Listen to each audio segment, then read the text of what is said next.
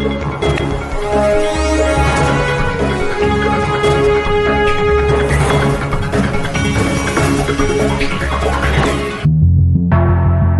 Anies Cak Imin, sebuah strategi atau keputusasaan? Oleh Sholihin MS, pemerhati sosial dan politik. Surya Paloh menyatakan duet Anies Cak Imin belum diformalkan dan belum final. Sebelum diformalkan, harus terjalin komunikasi yang baik antara partai-partai koalisi perubahan, sehingga tidak ada pihak-pihak yang sakit hati. Terutama Anies, harus berembuk dulu dengan semua partai koalisi. Katanya baru pekan depan akan diformalkan. Wacana duet Anies Cak Imin bukan saja membuat kecewa dan protes dari Partai Demokrat, tetapi juga banyak relawan Anies yang sangat kecewa dengan duet Anies Cak Imin. Banyak pihak yang belum bisa memahami keputusan Surya Paloh menduetkan Anies Cak Imin. Seperti yang telah saya kemukakan di tulisan sebelumnya, bahwa duet Anies Cak Imin bisa memunculkan 5 masalah.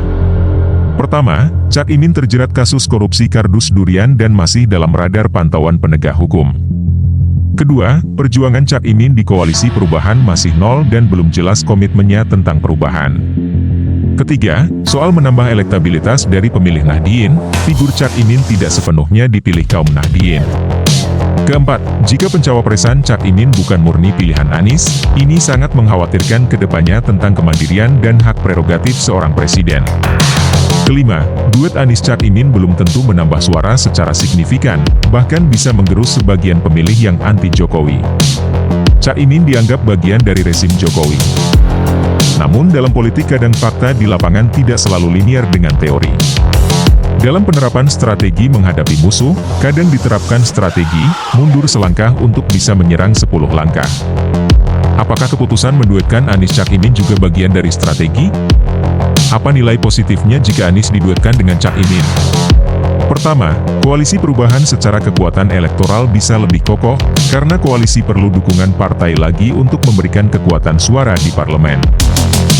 Jika Anies menang tapi dukungan partai di parlemen kecil, akan terus direcoki anggota DPR yang juga bisa menghambat kinerja pemerintah. Dengan bertambahnya dukungan partai baru, kekuatan di DPR makin kuat.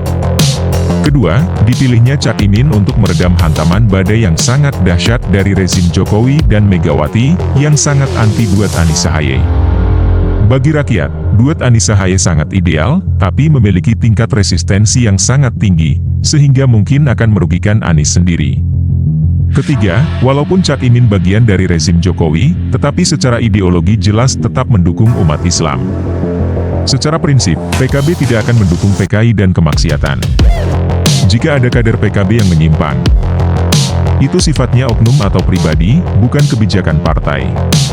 Keempat, Cak Imin merupakan bagian penting dari Nahdien dan mendapat dukungan kuat dari para ulama dan Jamiah NU.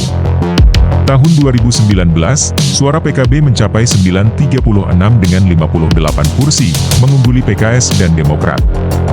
Artinya, pendukung PKB masih sangat besar. Kelima, chemistry Anies Cak Imin sangat rekat dan bisa saling mengisi dan melengkapi. Anies tentu sangat bisa bekerja sama dengan Cak Imin. Selain tingkat intelektualitas yang relatif berimbang, Cak Imin juga orangnya fleksibel.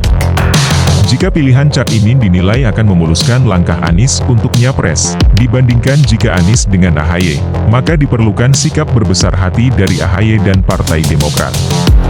Tapi jika pencawapresan Cak Imin karena keputusasaan dan ciut nyali karena penolakan terhadap Ahaye, sebaiknya yang dipilih bukan Cak Imin, karena jelas membuat Demokrat cemburu, murka dan salah paham.